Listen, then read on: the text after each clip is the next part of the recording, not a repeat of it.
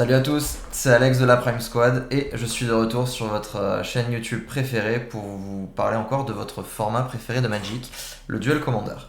Alors aujourd'hui, on sort des sentiers battus, on va vers l'inconnu, je vais vous faire une deck tech simple, efficace, pas de gameplay, on va vraiment se concentrer dessus, sur l'un des sujets assez bouillants du moment, une carte qui est sortie il n'y a pas longtemps du tout et qui fait parler d'elle un peu dans tous les sens. Aujourd'hui, je vais vous parler bien évidemment de Deadpool Trading Card. Ce nouveau général Rakdos qui fait fureur et qui squatte de plus en plus tous les top 8 de vos tournois, que ce soit en boutique, sur des gros tournois et autres, et qui a fait son apparition il y a, ça va faire un mois et demi à peu près. Et où il y a beaucoup de discussions dessus, et on ne sait pas exactement quel va être son futur dans le format, s'il va rester ou s'il va être banni. Donc ça, je vais vous le présenter un peu sous plusieurs coutures aujourd'hui, et comme ça vous pourrez faire votre propre avis et décider de votre opinion, voire même peut-être dans les commentaires. N'hésitez pas à donner votre avis d'ailleurs, bien sûr, et on verra le futur de cette carte. Donc, en gros, quand la carte est sortie, ma première impression, vraiment, je me suis dit que c'était un peu une blague. La carte ne me paraissait pas exceptionnelle. Elle avait une textbox assez particulière, assez unique d'ailleurs, parce que sa capacité elle est complètement folle et inédite à Magic. Donc je me suis dit que ça allait pas être très sérieux. Et en fait, dans les tournois locaux à Toulouse, donc dans les shops de Toulouse, le tournoi d'après sa sortie, c'est ce deck-là qui a gagné. Je me suis dit, bon, ok, c'est un peu neuf, les gens savent pas, pourquoi pas. Deuxième tournoi auquel j'ai participé, du coup, moi je jouais à Aragorn à ce moment-là. Et donc j'arrive en top 8 et je discute avec Hippolyte Sénéchaud, qui vous a déjà fait une présentation du deck, une présentation de Glarb à l'époque, avec Fizzvan, en duo avec Fizzvan. N'hésitez pas à revoir la vidéo d'ailleurs, elle est hyper cool, hyper interactive et instructive. Et du coup, il me dit, ouais, Deadpool, je pense que c'est craqué, ça fait des choses de ouf, et vraiment, je suis pas sûr de son avenir dans le format. Je dis, ok, bah, pas de soucis. On fait chacun son tournoi, et on se retrouve en quart de finale. Et au bout d'un match qui était quand même assez serré, en fait, je me fais déboîter, quoi. C'est vraiment, d'avoir joué contre la carte et de l'avoir vécu, c'était vraiment une expérience qui m'a pas mal marqué. Et du coup, je me suis dit, tiens, bon, il y a peut-être du potentiel. Du coup, c'est parti, je me fais prêter les cartes, je monte le deck. Et la semaine d'après ce tournoi-là, c'était le championnat régional Aquitaine, donc, qui a eu lieu à Pau, qui était hyper bien organisé par l'association MTG Pau. Franchement, big up à vous, c'était un très très bon tournoi, on a passé vraiment un bon moment, c'était super smooth, la buvette était hyper cool, on a pu manger des mets du coin délicieux. Non, non, j'espère que vous récupérez l'organisation l'an prochain et qu'il y aura encore plus de monde qui viendra, parce que là c'est vrai on était 80 le samedi et 50 le dimanche, donc c'était un peu petit. Après, c'est aussi la fin de saison, il y a déjà eu pas mal de serves et pas mal de gens qualifiés, donc c'est normal que la tendance n'était pas à son maximum, surtout que c'était en plein milieu d'un jour férié. Mais franchement, c'est des bonnes perspectives pour l'an prochain et j'espère vraiment que ça se passera au même endroit et avec la même bande de joyeux lurons, donc c'était cool. Et donc je me suis présenté avec donc ce Deadpool au tournoi.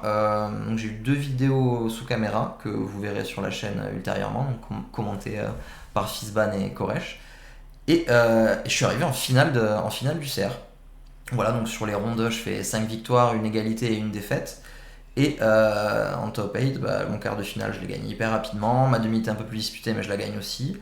Et après, en finale, du coup, j'ai perdu contre Kylian Zunino, The Goat, pour ceux qui le connaissent, qui joue un deck Aminatou contrôle hyper mou, hyper contrôliche sans créature, donc qui n'est pas forcément un bon match-up pour Deadpool, mais ça on en reparlera plus tard. Et qui a arrêté ma course du coup vers le titre, quoi. Donc voilà, du coup, je me suis dit, prochain contenu, c'est parti, Deadpool. Comme ça, j'ai joué le deck, j'ai un peu d'expérience. Je l'ai joué à l'Open le lendemain aussi, qui s'est un peu moins bien passé. Je fais 4-2, mais ça reste quand même assez positif. Et du coup, j'ai un peu plus d'insight sur le deck et j'ai pu me faire une vraie idée de la carte et de la shell, de ce qu'elle représente, quoi. Donc, du coup, on va se lancer. Je vais vous présenter la liste que j'ai jouée, les petites decks que j'ai chopées à droite à gauche et les points forts, les points faibles. Et on va parler de ça en détail. Let's go. Alors, Deadpool. Déjà, qu'est-ce que c'est que cette histoire? Donc, tout d'abord, on a une créature de type mutant, mercenaire et héros. Donc ça, c'est déjà assez inédit. C'est une 5-3 pour 4 mana. Donc c'est des couleurs Rakdos, donc noir et rouge, qui a une capacité assez particulière qui dit quand Deadpool arrive en jeu, vous pouvez échanger sa textbox avec celle d'une autre créature. Donc, c'est comme, on imagine qu'on découpe sa textbox, qu'on découpe celle d'une autre créature. Alors, ça peut être une créature chez l'adversaire ou une de vos propres créatures. Et c'est comme en fait si on collait les deux textbox sur la carte de l'autre. Donc c'est quelque chose qui est assez inédit. C'est pas un contrôle magique, c'est pas quelque chose d'annuler les capacités, c'est vraiment un échange de textbox. La manière dont c'est wordé, donc ça se dit as Deadpool enters. Donc ça veut dire c'est au moment où il arrive en jeu, un peu comme le clone. C'est pas un trigger, ça passe pas par la pile. C'est pas quelque chose qu'on peut Stifle ou Tishana Tidebender ou Tails End. C'est faut imaginer qu'il arrive sur le board comme ça, en pleine route, boum, on échange les textbox, il arrive et là il a la textbox de la créature qu'on a échangée. Donc ça signifie plusieurs choses. Ça signifie déjà que quand il arrive en jeu, la créature d'en face, à laquelle du moins on a choisi d'échanger, n'a plus de capacité. Ça veut dire aussi que quand il arrive en jeu, vu qu'il a le texte de la créature, je vais juste dire texte, parce que textbox ça va être un peu long. Vu qu'il a le texte de la créature, en gros, il a les ETB, il a les capacités d'Enter the Battlefield. Donc, style par exemple, quand on échange le texte avec Aragorn, il arrive comme un Aragorn, et par exemple, il y a un trigger qui dit vous avez le monarque. Si c'est une Atraxa par exemple, il arrive en jeu, boum, on fait la capacité d'Atraxa. Donc, on regarde les 10 cartes et on pioche des cartes. Ces autres capacités, en gros, donc on échange les textbox, et lui, en gros, il va donner un malus à la créature qu'il va échanger, qui dit qu'au début de l'entretien, donc du contrôleur de la créature, ce contrôleur perd 3 points de vie. Donc c'est une perte de points de vie qui ne peut pas être prévenue. C'est pas des dégâts. On peut pas jouer genre prévenez X dégâts, ça marche pas. Donc le joueur va perdre les points de vie et ça se trigger au début de l'entretien. Donc ce qui veut dire que je joue Deadpool, je prends le texte d'une créature de chez mon adversaire. S'il y a des ETB, je fais les ETB, il gagne le texte, et la créature d'en face dit au début de l'entretien, vous perdez 3. Donc ça veut dire, je dis fin de tour, je passe le tour à mon adversaire, directement, première chose qui arrive, trigger dans la pile, vous perdez 3 points de vie. Donc déjà c'est assez oppressif parce que si on n'a pas de moyen de se débarrasser de la créature avant l'entretien, on perd direct 3, quoi qu'il arrive. Et sa dernière capa dit pour 3 mana, sacrifiez cette créature, chaque adversaire pioche une carte. Donc, en gros, vous avez une créature, je joue mon Deadpool, début d'entretien vous perdez 3, au début de chaque entretien vous allez perdre 3, votre créature devient vanilla sans capacité, et si vous voulez vous en débarrasser, autre que la détruire ou le sacrifier par un autre effet, vous pouvez juste payer 3 mana, la sacrifier et me faire piocher une carte. Donc c'est quand même pas mal de value, et c'est quand même un coût qui est non négligeable, parce que 3 mana plus sacrifier une bête, dans les 4-5 premiers tours de la partie, ça prend quasiment tout le tour. Donc c'est un peu comme si on faisait c'est un peu l'équivalent d'un time walk en fait, si on veut vraiment faire l'effet quoi. Donc tout ça combiné, ça fait beaucoup. Ça avait l'air assez marrant au début, mais en fait, pour l'avoir pris et l'avoir fait prendre à des joueurs, c'est au taquet oppressif quoi. C'est vraiment, je nullifie la meilleure créature de ton board, tu vas prendre 3 quoi qu'il arrive, et tu vas prendre 3 à tous les tours, jusqu'au décès, sauf si à un moment, tu arrives à t'en débarrasser en utilisant une de tes cartes pour la détruire. Donc ça fait perdre une carte. Soit tu la sacrifies, tu me fais piocher, donc c'est de la value pour moi. Ou soit on arrive à la trader en combat ou autre, mais c'est toujours une situation désavantageuse qui va faire qu'on va réussir à se débarrasser de la capacité. Et en plus, mon Deadpool a toutes les capacités de ta créature. Donc ça c'est vraiment quelque chose de puissant et d'inédit parce que ça permet de prendre tous les meilleurs ETB. Et il y a aussi quelque chose d'induit qui n'est pas explicite, mais dans le commandeur en fait la meilleure créature c'est souvent le général. Et le fait de pouvoir nullifier le commandeur adverse, c'est juste incroyable comme capacité quoi. On le nullifie quelque part, on peut le jouer, s'il a des ETB il y aura un ETB, mais derrière, en gros ça va être une bombe à retardement qui va rapprocher de la mort petit à petit si on ne la gère pas quoi. Donc ouais, ça fait un bon set de capa et c'est quand même très très puissant dans la bonne shell. Donc déjà les couleurs Rakdos, ça implique très souvent soit une shell aggro, soit une shell mid-range avec des cartes très spécifiques, des staples du format tout le staple noir et rouge en gros. Et on va en parler là maintenant, je vais vous montrer donc la liste que j'ai jouée maintenant que ce général est un petit peu présenté. Petite anecdote, le texte d'ambiance qui dit Draw me like one of your French cards, c'est en gros dessine-moi comme une de tes cartes françaises. C'est une référence à Titanic, vers le milieu du film, quand Jake dessine Rose, quand il le dessine à la main, enfin quand il la dessine, quand elle se met toute nue avec le collier et tout. Et en fait, elle lui dit, en gros, dessine-moi comme une de tes filles françaises, quoi. Donc on voit que le Deadpool fait un petit clin d'œil à cette référence-là. Et deuxième petite anecdote, dans cette scène-là de Titanic, la main qu'on voit qui dessine Rose, c'est la main du réalisateur du film, qui se fait un mini caméo sans se montrer directement, mais c'est lui qui dessine. Donc voilà pour les petites références marrantes de la carte. Donc voilà la decklist que j'ai jouée au CR Aquitaine à Pau il y a une paire de semaines. Donc en gros, après pas mal de discussions avec Hippolyte, en gros ça va être un deck mid-range. Un deck mid-range, bah déjà qu'est-ce que c'est? Vous devez déjà être familier avec les termes, on va faire un petit rappel quand même. À Magic, il y a plusieurs catégories de decks. Vous avez les decks aggro, donc agressifs, avec plein de créatures pas chères, des petits dégâts directs, un deck qui va essayer de tuer son adversaire le plus vite possible. Vous avez les decks contrôle, où là, en gros, le but est de contrôler la partie, essayer de ne pas mourir le plus longtemps possible pour finir par gagner avec une condition de victoire écrasante, ou à la value. Vous avez les decks combo. Un deck combo, c'est un deck qui va chercher à assembler une combinaison de cartes spécifiques qui va lui donner la victoire, quasiment la victoire de manière instantanée. Et un peu au milieu de tout ça, vous avez le deck midrange. Un deck midrange qui est communément ou anciennement peut-être appelé un deck aggro-control. En gros, c'est un deck qui se situe à mi-chemin entre aggro et contrôle. Et en fonction du match-up qu'il rencontre, il va adapter son plan de jeu pour essayer de défaire la stratégie adverse. Si on joue contre un deck aggro par exemple, on va plutôt essayer de jouer le deck contrôle, donc essayer de gérer un peu ses sorties, de faire des anti-beds, de caler des menaces de temps en temps et gagner la partie, mais une fois qu'on n'est pas mort en fait. Si on joue contre un deck contrôle par exemple, c'est l'inverse. Là on va essayer de jouer une stratégie hyper agressive, jouer toutes nos menaces, essayer de tuer notre adversaire avant qu'il nous tue avec sa carte forte.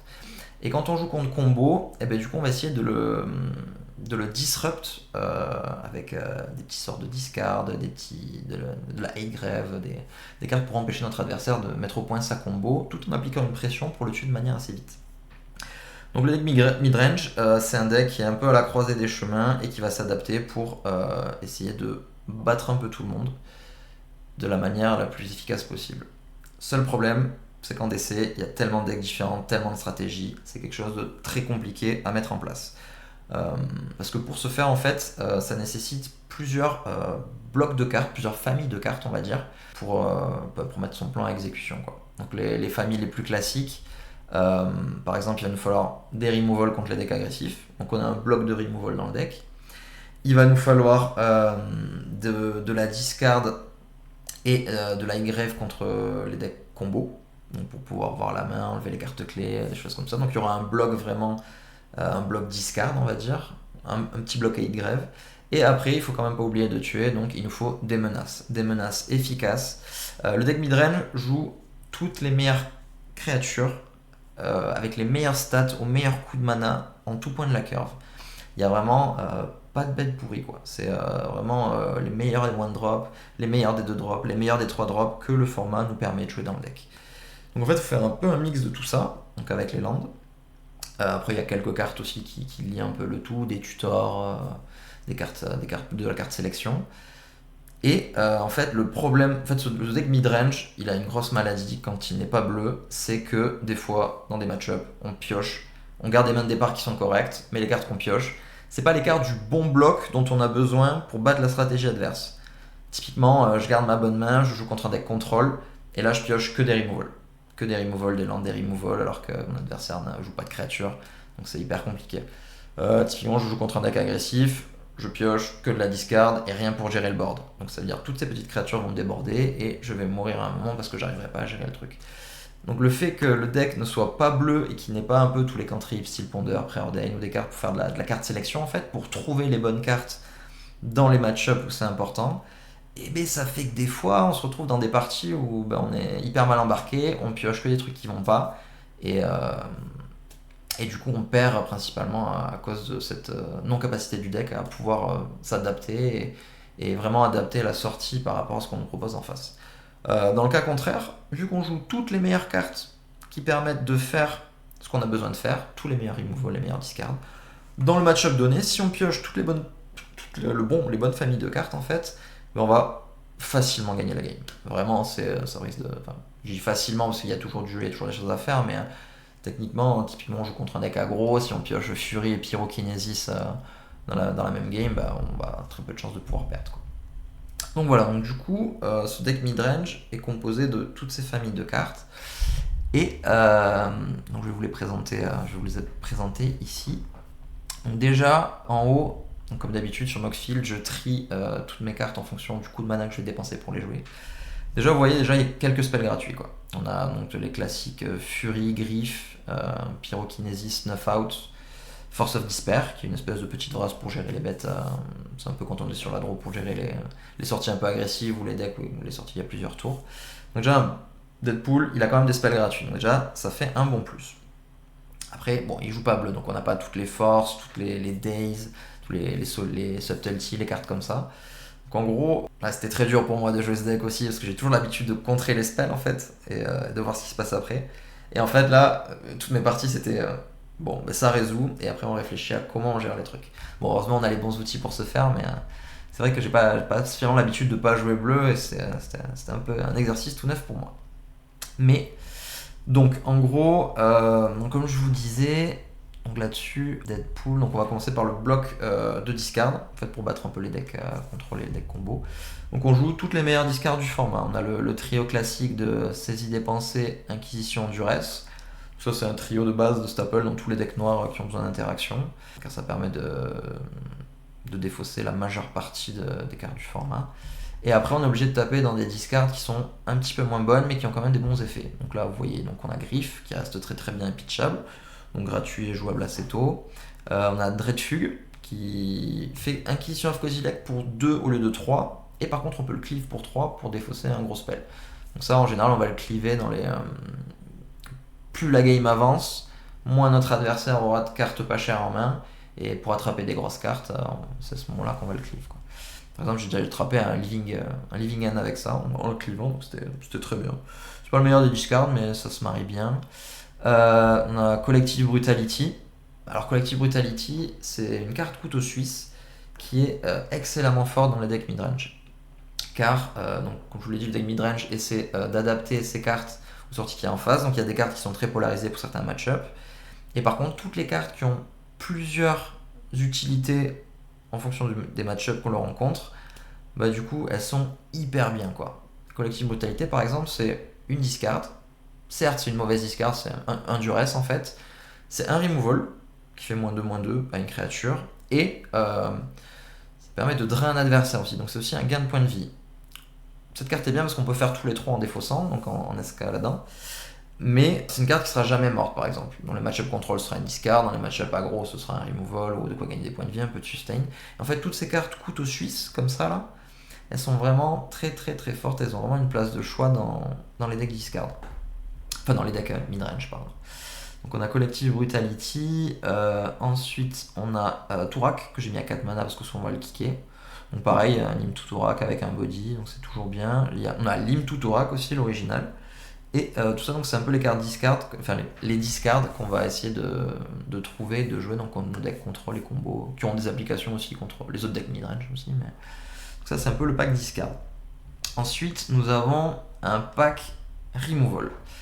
Parce que quand on joue red-black, en fait, on peut pas vraiment contrer des sorts. 2 exceptions, ceci dit. Nous jouons le duo Pyroblast et Red Blast, qui sont spécialement là pour tuer les decks bleus. Tuer les decks bleus, ça peut faire office de contre-sort, ça peut tuer les Aragorn.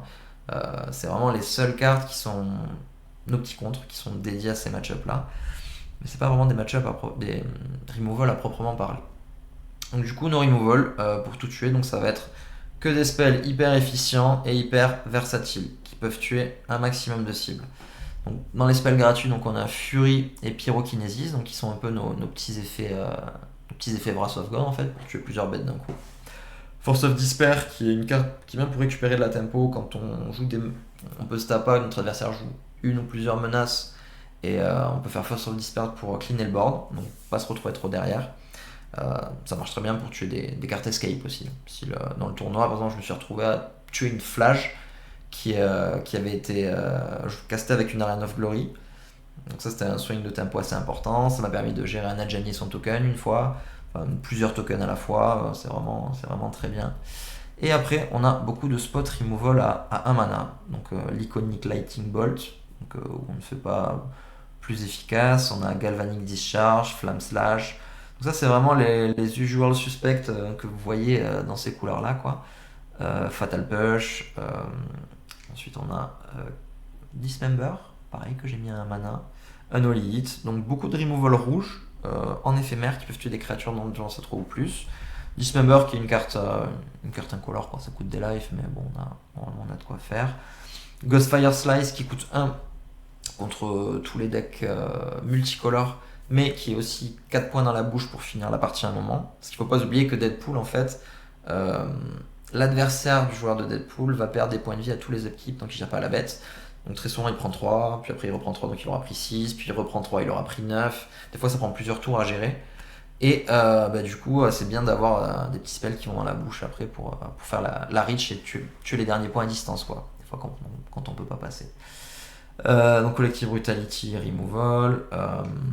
Ensuite, nous avons Fire Covenant, qui est une carte que j'ai pas castée, mais dans l'idée, c'est une petite Wrath of God pour 3, sur le même principe que Toxic Deluge, sauf que ça tue pas nos bêtes et c'est en éphémère. Donc ça, je l'ai eu joué avec beaucoup de succès dans d'autres decks, mais là, je l'ai pas vu. Mais bon, c'est toujours bien d'avoir une Wrath Effect à pouvoir tutor à un moment. C'est un bon.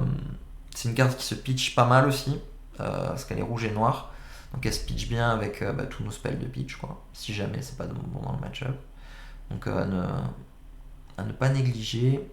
Et Chaos Defiler, qui est une créature catch-all qui tue à peu près tout et n'importe quoi quand elle arrive et quand elle meurt.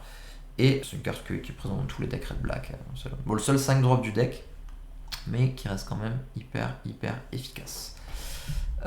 Ensuite, nous avons un petit package de 8 Grave, de Grave 8 plutôt, donc contre les decks combo et les decks qui abusent un peu du cimetière. Parce qu'en DC, le cimetière, c'est une zone de jeu qui est hyper utilisée pour faire des trucs assez dégénérés, comme les decks réanimateurs par exemple, les decks flash qui sont butés de mettre des cartes au cimetière pour avoir un général broken. Vous avez aussi les decks Rograk Tevesh combo qui utilisent le cimetière après pour flashbacker des choses et tout. Donc le deck Red Black, en fait, notre deck Red Black a un bon petit package qui est hyper efficace sous la forme de Nihil Spellbomb. Donc on exile tout un cimetière d'un coup avec value. Ghost Vacuum qui permet de gratter le cimetière petit à petit tout en ayant un late game assez fort et de refaire des boards. Cling to Dust qu'on ne présente plus.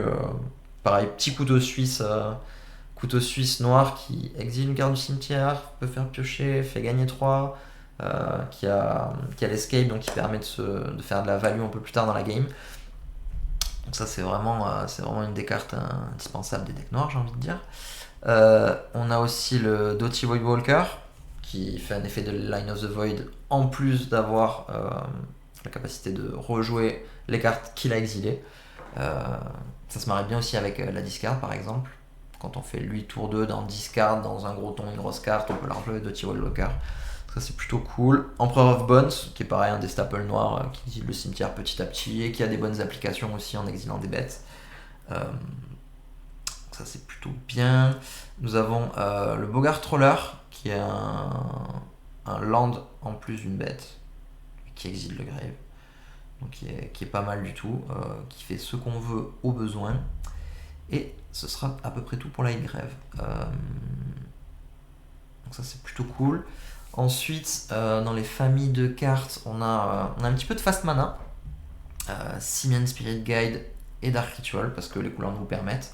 Et il faut pas oublier que le fast mana, ça peut permettre de faire des trucs assez broken. Spoiler alert, dans une des vidéos que vous verrez donc, du CR Aquitaine, j'ai réussi à faire un tour 2 Deadpool. Donc tour 1 land, tour 2 Dark Ritual dans Deadpool. Échanger la capa avec une créature directement, parce que mon adversaire avait fait un 2 drop. Et ça m'a quasiment fait la game parce qu'il a pas pu la tuer rapidement, il a dû prendre 9 ou 12 points de vie et après c'était facile de la finir. Donc le fast mana permet de faire des trucs dégénérés et ce qui est pas trop mal, ouais, le deck a quand même des réquisitions en mana assez fortes. On a beaucoup de cartes double colorées, Imtuturak, Doughty Voidwalker qui font des doubles noirs, Carnage Interpreter c'est 2 cartes mais ça va, Liliana. Bon, chez Aldred, Turak qui demande beaucoup de mana coloré. En fait, Dark Ritual permet de favoriser les doubles spells au tour 1. Ça m'arrivait plein de fois aussi de faire Dark Ritual dans une discard et un de drop. Donc c'est vraiment une carte les plus broken du noir que le DC peut faire. Et si Main Spirit Guide, c'est gratuit, quoi. C'est un extra mana. Des fois ça permet de payer des days. Des fois ça permet de faire un mana, faire un Red Blast en réponse à un spell bleu alors qu'on est full tap et l'adversaire le voit pas. Donc c'est vraiment des trucs clés du DC. Dans les removals aussi on avait Snuff Out, bon classique. Ensuite dans les bêtes nous avons dans les drop 1 nous avons Dragon Ray Channeler. Donc en gros le deck midrange il a très peu de cartes sélection, mais quand il en a elles sont vraiment bien et vraiment importantes. Dragon Ray Channeler typiquement c'est une carte qui est là pour faire de la carte sélection. Sa capacité dit quand on joue un sort non créature on surveille de 1 et on peut la mettre au cimetière. Donc chaque fois qu'on va jouer un removal, une discard ou quelque chose comme ça avec lui sur le board, on va pouvoir filtrer nos draws. Ça c'est hyper important pour pouvoir se débarrasser des cartes dont on n'a pas besoin dans les match-ups qu'on est en train de jouer.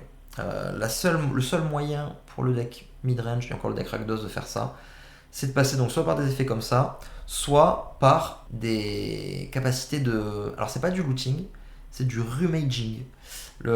Quand on loot, c'est on pioche, on défausse. Là en gros, les cartes rouges elles vont permettre de faire l'inverse, elles vont permettre de défausser et de piocher. Donc on défausse les cartes infield qu'on a en main pour piocher du gaz derrière. Donc dans cette idée-là, donc on a lui qui surveille qui est très bien. Dans cette idée-là, on a le Blue Teeth Harvester qui permet de faire un Blood Token qui se sacrifie donc pour on défausse une carte, on pioche une carte. Qui en plus est un bon de drop qui peut servir de removal à l'occasion. Donc ça pareil, une autre carte couteau suisse qui est hyper importante au même titre que Collective Brutality. On a Fear of Missing Out qui lui pareil, on défausse une carte, on pioche et qui a la bonne idée de quand on a Delirium, on peut faire des doubles phases d'attaque avec une bête. Donc pareil, très puissant. On a Inti qui permet de défausser et de piocher en boostant nos créatures et en jouant des spells du deck. Alors c'est pas piocher, c'est jouer des spells du deck. Party Trasher, pareil, on défausse une carte de notre main, on exile le top 2, on choisit une carte qu'on peut jouer. Dans le même principe, vous avez Fable of the Mirror Breaker, une des meilleures cartes rouges, pareil, on peut défausser jusqu'à 2 cartes piochées.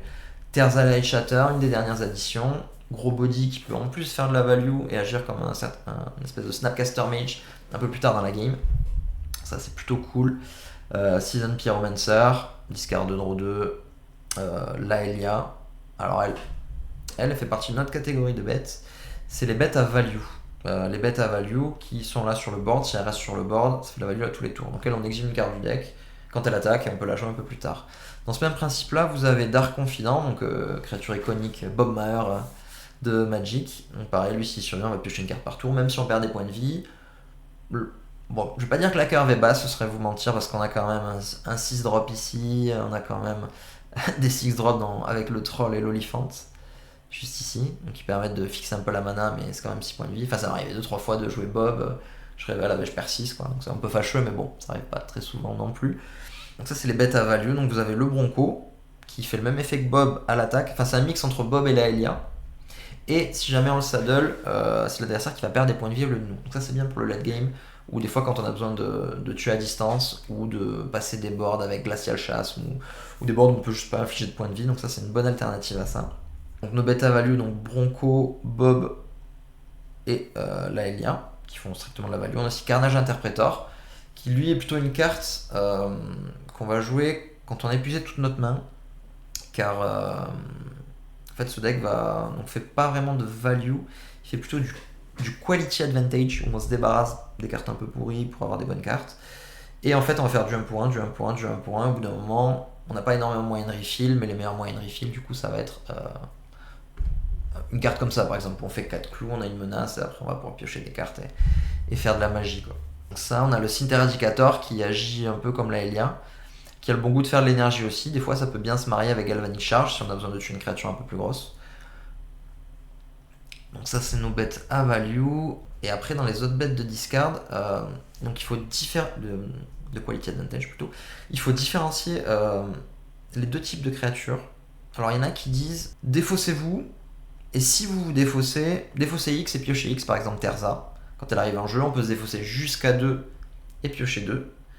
Et après, on a aussi les autres types de cartes qui disent défaussez-vous et piochez. Mais la manière dont c'est wordé en fait, ce qui est pas trop mal, c'est que si on n'a pas de carte en main, ben, on se défausse de rien et on pioche une carte quand même. Donc ça pareil, une fois qu'on s'est complètement épuisé, c'est des petites bêtes qui permettent de repartir. C'est pareil pour Young Pyromancer, discard tout, draw tout, si on n'a plus de carte en main, on draw 2. Donc ça c'est les cartes qu'on va jouer le plus tard possible dans la partie, justement pour pas avoir à se défausser et piocher des cartes. Donc on a tout un assortiment de bêtes de value en fait pour essayer de creuser, de trouver les cartes dont on a besoin, de se débarrasser des cartes dont on n'a pas pour rester dans la partie, parce que si au bout d'un moment on n'a plus de cartes, on peut plus gagner quoi. Classique, hein, on se fait écraser par la value, donc c'est les bonnes cartes. Ensuite on a des cartes de late game, style Croxa qui peut se switcher avec Deadpool aussi, qui a le bon avantage de le faire contre les decks contrôle, mais bon, pour l'avoir testé c'est pas vraiment très relevant. Il vaut mieux très souvent rester sur son Deadpool et garder Croxa dans le deck pour d'autres applications. Croxa est très fort quand le deck est buildé autour, mais quand c'est pas le cas, on va le ranimer une fois peut-être si on a de la chance. Et encore, ça va pas être transcendant. Métamorphosis fanatique, donc une carte de late game ou de miracle des fois, qui a bon goût de se marier avec nos 6 drops qu'on va cycler pour faire des manas. Et un peu toutes nos bêtes, parce que toutes nos bêtes sont menaçantes. On a aussi Sheoldred, qui est une carte qu'on va caster un peu plus tard. Pareil, excellent body, qui tue à distance et qui fait gagner des lives. Caves of Chaos Adventurer, donc notre bête initiative, pareil, pour faire de la value.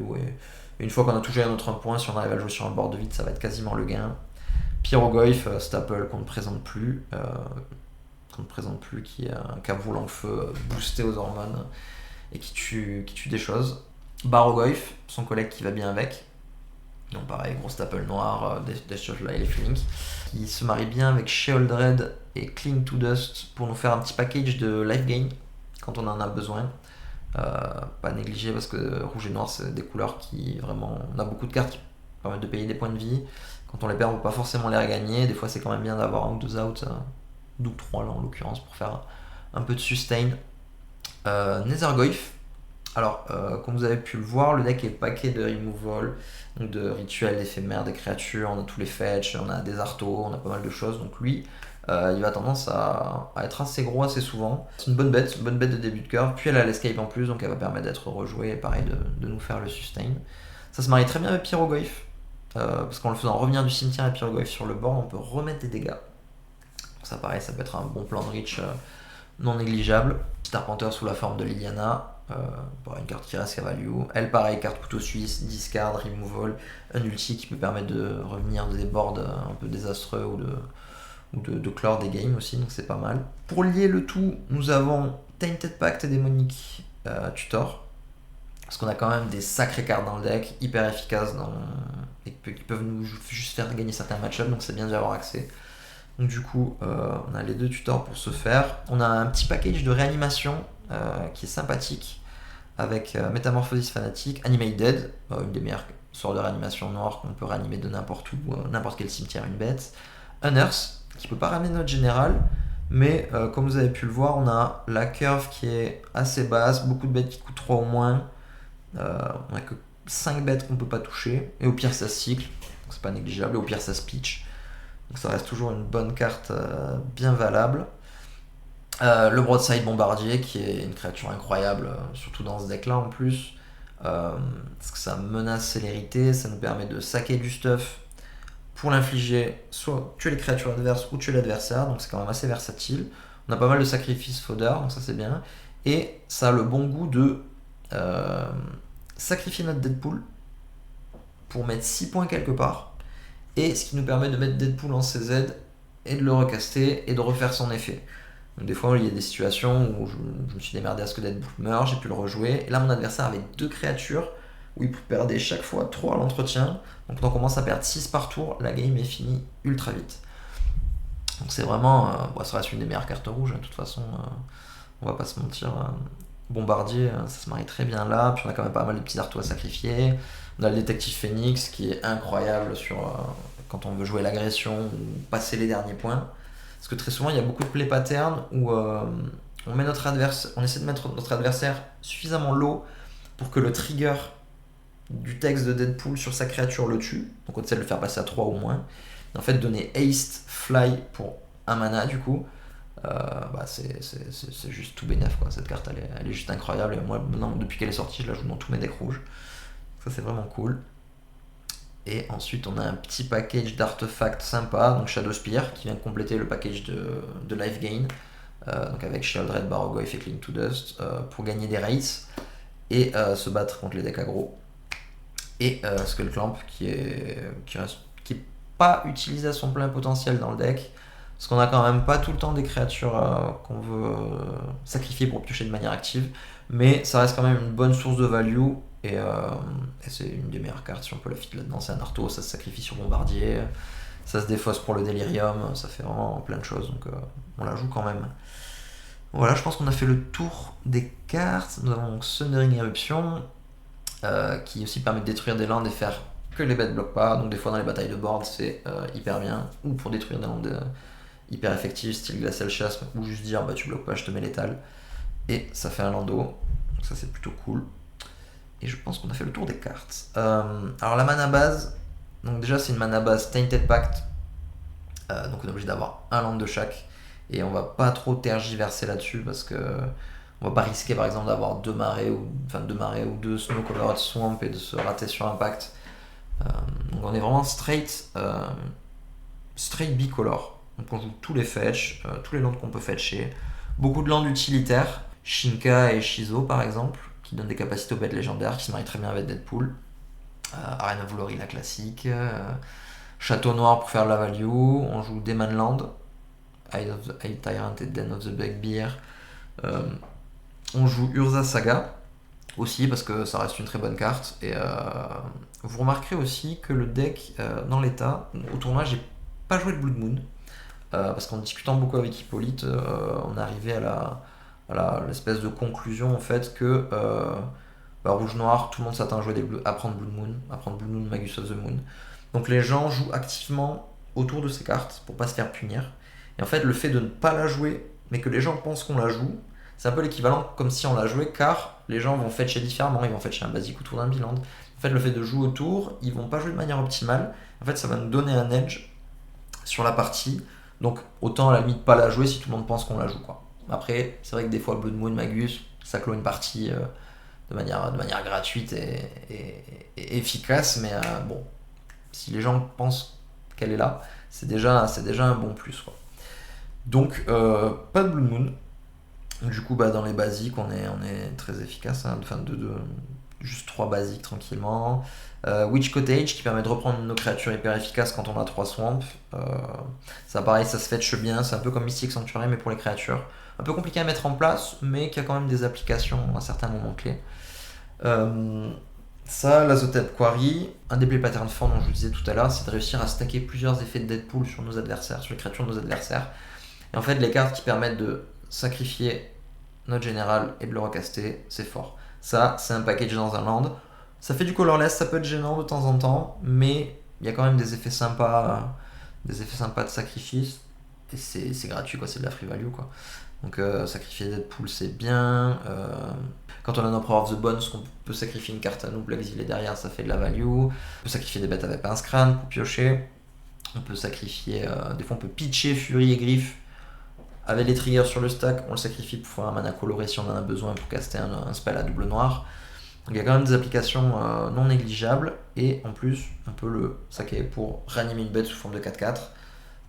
Et ça rigole pas trop parce que des fois quand nos bêtes c'est des Synth Eradicator ou des Laelia, 4-4 haste pour mettre les derniers points c'est bien, ramener un bombardier c'est très bien. Donc c'est vraiment un bon land qui se marie bien dans la stratégie, quoi. Donc du coup j'avais dit le Urza Saga aussi. Donc on joue pas Blood Moon, donc on peut jouer Saga, et Saga qui a 4 cibles, donc c'est plutôt pas mal pour un package. Donc on a notre Grave, notre carte qui permet de faire les races contre aggro et de gagner de la life, et notre pince crâne pour faire les cartes à value. Donc c'est plutôt pas mal de target, beaucoup de choses à faire, donc c'est cool. Plus c'est un enchantement au cimetière, donc pour nos cartes Delirium, donc pour notre Unholy, pour notre Dragon Ray Channeler, pour faire des doubles phases d'attaque avec Fear of Missing Out. Donc c'est plutôt sympathique, hein. Multiples applications, beaucoup de value, très bien contre contrôle. Donc ça va in, quoi. On a que 35 lands, c'est pas énorme, mais on a nos 2 MDFC. Parce que pareil, le problème du deck midrange, c'est quand on pioche que des landes. On pioche que des landes, ça va pas très loin. Donc on a essayé de réduire un peu ce nombre de landes pour avoir un maximum de gaz. Donc déjà les deux MDFC, ça rajoute 2 landes. Un rouge, un noir, donc c'est plutôt bien, donc ça nous fait monter à 37 landes. Là-dessus on peut rajouter nos cycleurs du Seigneur des Anneaux, qui avec un autre land, ça compte un peu comme un land tapé en fait. Pour un, on va le cycler, on va souvent aller chercher un bilan par exemple, qu'on va jouer derrière. Donc c'est comme si on avait un land et on joue un land tapé quoi. Donc ça nous fait 39 lands. À ça on peut rajouter Simian, Spirit Guide et Dark Ritual, qui comptent pour on va dire un land tous les deux. Donc on a à peu près une quarantaine de lands, j'ai envie de dire. Donc ce qui est relativement ok. La curve est assez basse, beaucoup de spells à 1, beaucoup d'actions à 2, très peu à 4 et à 5. On a notre général qui coûte 4 quand même, qui est un peu cher, mais ça vaut quand même le coup d'aller jusque là. Et voilà pour la decklist. Moi je pense qu'on a fait un bon tour. Sukenzan qui fait des bêtes, qui se marie bien avec Pinskran également. Takenuma qui reprend de l'action. City of Traitor que tous les listes ne jouent pas. Parce que pareil, ça a quand même un coup. Ça accélère d'un mana direct, donc ça c'est plutôt bien. Mais si on joue notre land, on doit le saquer. Donc ça nous fait perdre un mana. Et Deadpool en fait ça se caste à 4. Ça se recaste à 6. En fait 6 mana ça commence vraiment à faire beaucoup. Donc il y a quand même la contrepartie de perdre un land si on veut caster notre Deadpool un peu plus tôt. Mais caster notre général plus tôt que prévu. Parce que très souvent, nos adversaires s'attendent à se prendre Deadpool tour 4. Donc ils se préparent à cette situation. Et en fait, l'effet de surprise de le jouer par exemple T3, voire T2 des fois, avec Land, City of Traitor et Simon Spirit Guide, ben, en gros ça peut complètement casser leur plan et leur mettre une pression monumentale, parce que 3 dégâts par tour, ben, quand on a 20 points de vie, ça tue en 7 tours. Mettons qu'il y a 2 fetch qui passent pas là, ça tue en 6 tours. Une bolt, ça tue en 5 tours. Enfin, c'est vraiment une bombe à retardement qu'il faut pas sous-estimer quoi. Donc City of Traitor très bien dans ce plan de casser notre Deadpool un peu plus tôt. Donc voilà pour la decklist. Bon après c'est ma version perso. J'avais par rapport à la liste d'Hippolyte, j'avais retiré quelques 3 drops agressifs pour mettre un peu plus de gestion, des cartes qui me plaisaient un peu mieux, style Fire Covenant, Carnage Interpreter, plus des cartes à value. Les deux se valent, mais dans l'ensemble, c'est bien quand même d'avoir des bêtes qui mettent la pression, qui agressent l'adversaire pour que le pouvoir de Deadpool soit vraiment le plus efficace possible, quoi. Donc voilà pour la decklist. Donc maintenant, Deadpool, c'est quoi ses match-ups? C'est quoi sa place dans le format? De par la nature de sa shell, en fait, donc sa shell midrange Rakdos, Deadpool, ses points faibles, en fait, ça va être les decks qui vont être hyper aggro. Ça va être des curves hyper basses, ça va être des petites créatures, des burns, plein de bêtes qui vont passer en force. Parce qu'en fait, c'est pas un deck qui défend hyper bien, vu que c'est un deck midrange. Il essaie de le faire, mais bon, comme on a vu, il faut vraiment piocher la bonne partie de ses cartes. Et en plus, Deadpool, le général en lui-même, ne défend pas du tout. Donc les decks aggro vont avoir un match-up favorable contre Deadpool. Tout ce qui est Kellan, tout ce qui est Feldon, tout ce qui est Yoshimaru, c'est des match-ups hyper compliqués, où il faut vraiment toucher les cartes clés, et toucher plusieurs cartes clés pour que ça survive, quoi. Il faut avoir du Fury, du Bargoy, du Sheoldred. Si on n'a pas ça, c'est vraiment des mauvais match-ups.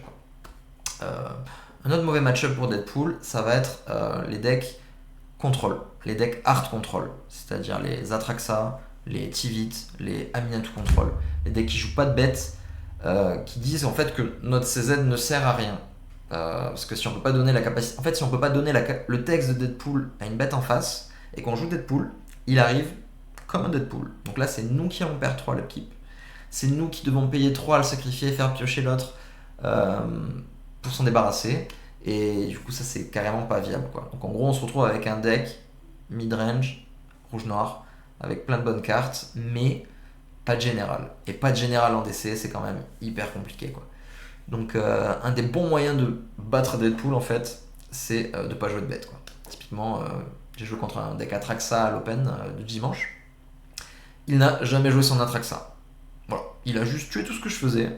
Je me suis vite retrouvé avec une main pleine de removal parce que j'ai pioché la mauvaise partie de mon deck. Deadpool n'a rien fait, il a joué des Arpenteurs et il a fait de la value, et il a fini avec un gros Amoracule au tour 25 et je suis mort, quoi. Donc ça, un bon axe pour battre Deadpool, c'est de pas jouer de créatures. pas jeu de créature, ou du coup contrer le Deadpool si vous jouez bleu, ou peut-être se tuer sa bête en réponse quand Deadpool est sur le stack ou des choses comme ça. Donc tous les decks hard control, vraiment mauvais bail pour Deadpool. Ensuite on a les decks combo. Les decks combo, mauvais bail pour Deadpool. Où on a plein de créatures qui tuent relativement vite, mais beaucoup moins vite que les decks agressifs. On a plein de removal qui servent à rien contre les decks combo. Typiquement les Fatal Push, les Dismember contre un deck Rograk Tevej, ça sert à Z. Contre un deck Teferi bleu, ça sert à Z. Donc les decks combo sont des très bons prédateurs à Deadpool. Là où Deadpool va exceller, c'est contre les decks mid-range, comme lui en fait, qui joue un peu sur tous les tableaux, quelle que soit la combinaison de couleurs.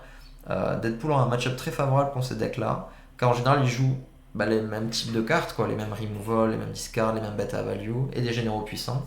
En fait, le fait de nullifier les généraux en face et de jouer le même jeu, mais de manière un peu mieux, car ce red-black en mid-range, c'est très très fort. C'est vraiment, comme vous l'avez vu, il y a beaucoup de looting, il y a des outils très puissants. Donc dans les batailles de mid-range, Deadpool va toujours être devant. Et le fait qu'on voit que Deadpool pop un peu partout en ce moment, c'est que le deck le plus joué en ce moment, c'est Aragorn. Aragorn, Jeskai mid-range. Alors autant vous dire que le match-up Deadpool-Aragorn, c'est, je vais un peu exagérer, 80-20 pour Deadpool. Vraiment, j'ai pas perdu un match contre Aragorn et j'ai pas battu un Deadpool en jouant Aragorn. Vraiment, déjà, on peut pas jouer Aragorn en fait. Si on caste Aragorn et que lui casse son Deadpool après, du coup, son Deadpool devient un Aragorn, il gagne le monarque, il a toutes les capes à fumer, et nous on se retrouve avec un 4-4 légumes. Le joueur Aragorn se retrouve avec un 4-4 légumes, il perd 3 à chaque tour, et il est obligé de payer 3 mana, faire piocher derrière, enfin c'est vraiment une catastrophe quoi. Il y a beaucoup plus de removal dans ce deck là que dans le deck Aragorn, donc toutes les menaces d'Aragorn elles se font tuer. Donc le board d'Aragorn est hyper vide, et du coup les removals d'Aragorn ne sont pas forcément tous adaptés aux créatures de Deadpool. Donc en fait il suffit de gérer toutes les bêtes qu'Aragorn joue, jouer nos petites menaces, et au bout d'un moment, il est obligé de faire un Aragorn, on joue une grosse bête, on fait un Deadpool, on échange les textes et c'est la folie. Donc vraiment, les match-up mid-range, bleu ou pas bleu. Bleu un peu mieux avec la présence de Red Blast et Pyroblast du coup, qui sont là pour l'occasion. Et pour aider aussi contre les match-up control, bien que ça ne suffise pas contre ces derniers. Mais les decks mid-range, pour Deadpool, c'est un régal. Donc en ce moment, vu que le format est plutôt mid-range et que les gens ne sont pas encore adaptés à la carte, du coup Deadpool ça pullule et ça gagne quoi, ça gagne tout simplement quoi. Si demain vous me dites que mon tournoi ce sera que des decks contrôle ou que des decks aggro, je peux dire je joue pas Deadpool, mais si c'est comme en ce moment que des decks mid-range avec Aragorn au top, YOLO, Deadpool, et ça ressemblera à une bonne win quoi. Felia aussi c'est bon parce que pareil c'est un deck mid-range. Un des problèmes aussi, alors il y a peut-être un ou deux decks mid-range qui peuvent se battre très bien contre Deadpool, c'est les decks avec des cartes de sacrifice incluses. Donc c'est-à-dire Slim Foot et Squee par exemple, qui va souvent saquer son board pour faire de la value. Grist l'Arpenteur, qui va saquer des bêtes à la capa de Grist et autres pour faire des effets. Donc ça aussi c'est des decks un peu mid-range qui ont des bons match-up. Mais sinon, tout le reste, Deadpool sera favori quoi. Après, si vous tombez contre des decks aggro contrôle, Deadpool n'a pas perdu, il peut très bien se battre, mais ça dépendra plus de la partie du deck qui va piocher dans le match-up, ou des cartes qu'il va réussir à trouver en lootant, en filtrant, qui vont déterminer si ça gagne ou ça perd quoi. Et après, je pense qu'à l'heure actuelle, les gens ne sont pas encore habitués à Deadpool et à jouer contre. Car Deadpool, c'est hyper oppressant quoi. On peut pas jouer son général, ça fait perdre des points de vie direct, on n'a pas de moment quand on est full tap entre le moment où on peut tuer la bête et pas perdre les life. Et en fait les gens sont pas encore prêts, n'ont pas encore assez perdu contre la carte pour jouer de manière optimale contre. Parce que, comme je vous le dis, moi dans les matchs que j'ai testés, je suis tombé contre un ou deux joueurs qui avaient testé le match-up en amont, j'ai pas gagné ces matchs. Ils se sont pas fait avoir, ils ont pas joué de bête, ils ont fait vraiment tout ce qu'il fallait au moment opportun pour m'empêcher moi de développer mon game plan, gérer ce que je faisais. En fait, j'avais pas de reach nécessaire.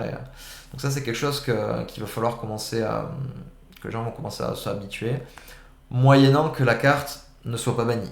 Effectivement, parce que ça, c'est un autre point un peu discutable.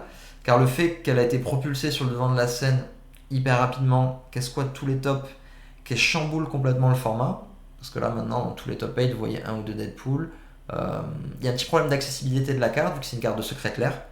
Donc en gros il y a une édition, un nombre très limité de cette carte sur le marché. Donc c'est aussi un problème pour tous les gens qui veulent en faire l'acquisition. Mais alors on va vraiment pas le comparer à Nadu à l'époque où Nadu est sorti quoi. Mais il y a vraiment une montée en puissance crescendo. Et il faut surtout penser aussi que les listes ne sont pas encore optimales. Ça fait qu'un mois et demi que le deck est là, les gens commencent à s'y intéresser de plus en plus. Mais pour l'instant, on a des decklists qui sont pas refine du tout, brut de décoffrage, qui se basent un peu sur l'échelle red-black qu'il y avait avant. Et en fait, le deck a une marge de progression, du coup, encore phénoménale. Et plus on va s'y intéresser, plus les listes vont s'affiner, plus le deck va être efficace. Et il va réussir à s'adapter un peu à la méta et ce que les gens vont lui proposer, quoi. Donc, est-ce que cette carte sera bannie? Je peux pas vous le dire, peut-être pas de suite, mais si elle continue à avoir cette position actuelle qu'elle a, il y a moyen qu'elle prenne un coup de marteau assez rapidement, quoi. Car il y a aussi le problème de règles. Deadpool, ça pose énormément de règles. Ça fait 20 ans que je joue, les règles je les connais pas mal quand même, j'ai eu plein de cas, j'ai vu plein de situations différentes. OCR, je vous mens pas, je faisais 2 calls d'arbitre par game, par match on va dire, pour être sûr en fait de ce que la carte faisait, l'interaction qu'elle avait avec les autres bêtes. Par exemple, un cas qui m'est arrivé, vous prenez le texte d'un Tarmogoyf. Tarmogoyf, ça dit la force et l'endurance de Tarmogoyf sont égales au nombre de types de cartes dans les cimetières, plus 1. Il y a étoile en bas, plus 1. Comment ça se passe? Est-ce qu'on échange vraiment les textbox? Du coup, Deadpool, ça la force plus 1. Est-ce qu'il n'y a pas le plus 1? Le Tarmo, il se goupille comment? Enfin, des petits points comme ça où il y a une P-Wave, une Parallax Wave qui exile plusieurs cartes dans Deadpool. La P-Wave meurt, tout le monde arrive en jeu. Comment ça se passe? Mon adversaire a un True Name Nemesis. Je joue mon Deadpool. Comment ça se passe? Enfin, il y a vraiment plein de points de règle hyper obscurs. Parce qu'en plus, en fonction des capacités, des couches de capa, des couches de modification de texte, enfin, ça peut vraiment amener à des situations hyper compliquées. Et ça a l'air simple sur le papier, mais je sais que je me suis retrouvé à des cas où j'étais pas 100% sûr de ce que faisait la carte, quoi. Donc ça, pareil, pour un tournoi, c'est un peu embêtant quand une carte, au niveau du gameplay, nécessite autant d'attention des judges et autant de temps consacré à elle en fait pour régler des points de règle. C'est normal, c'est encore le début, la carte est encore jeune, mais dans l'idée, ça peut être un souci sur le long terme, quoi. Après, donc la carte shift le metagame vraiment vers elle-même en ce moment. Donc ça va voir comment ça va se goupiller, mais il va sûrement y avoir une résurgence des decks bleus contrôle un peu mou, des decks combo et des decks hyper aggro justement pour battre un peu ça. Car le numéro 1 du midrange à l'heure actuelle c'est Deadpool, et si on veut battre ça, il faut jouer les autres decks. Donc ça pareil, ça va relancer un petit shift dans la méta, et ça va pas être négligeable. Donc à voir comment ça évolue, si les gens réussissent à s'adapter, et en termes de deck, de méta, et en termes de gameplay, et en termes de points de règle aussi. Mais si jamais ça persiste un peu dans l'état actuel et que c'est pas le cas, à mon avis, la carte elle va peut-être pas rester très longtemps dans le format, du moins en tant que général. Je pense pas on puisse le bannir directement du sang, parce que c'est quand même une carte cool et c'est un super héros, quoi. Donc, mais comme Nadu par exemple, Nadu on l'a banni en général, mais on l'a laissé dans le deck, parce que si c'est pas vraiment 100% joué autour, c'est moins fort. Mais à suivre de très près, voir comment ça évolue et voir comment ça goupille, quoi. Moi perso, je ne suis pas pour le ban de Deadpool, parce que ça reste une carte forte et c'est bien d'avoir un format puissant en fait où on fait plein de choses et plein de trucs cool. Mais à regarder quand même, et après si jamais c'est ça qui tombe, ce sera la décision finale et on s'y pliera comme un peu tout le reste des cartes du format, quoi. Donc voilà pour mon avis sur la carte et du coup comment vous pouvez vous adapter et la battre, jouer des decks hyper aggro, combo ou contrôle, ou essayer vraiment de construire votre gameplay pour pas vous faire punir par ça. Donc voilà mes petits insights sur Deadpool, sur la carte, le deck, la decklist, sur la stratégie en général, ma petite deck tech. Écoutez, j'espère que ça vous a plu, j'espère que c'était instructif. J'espère que cette vidéo sortira bien dans les temps, qu'il n'y aura pas de problème de timing. C'est vrai qu'on avait eu pas mal de commentaires aussi où les gens trouvaient qu'on parlait énormément de deck bleu sur la chaîne.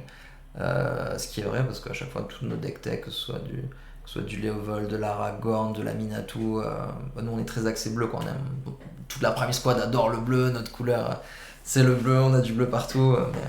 Effectivement, c'est vrai que suite à certains commentaires, on s'est dit pourquoi pas proposer un contenu un peu différent, pas de bleu, d'autres decks, pas forcément les habituels qu'on a l'habitude de jouer, quoi. Donc voilà, donc j'ai voulu un peu essayer d'aller dans cette direction-là. Moi j'espère que vous a plu, que c'était instructif, que ça vous donnera envie de jouer le deck ou pas, ou du moins que ça vous donnera des armes et des petites techs pour contrer le deck, pour justement essayer de faire que ce soit pas aussi puissant et aussi omniprésent qu'il l'est à l'heure actuelle.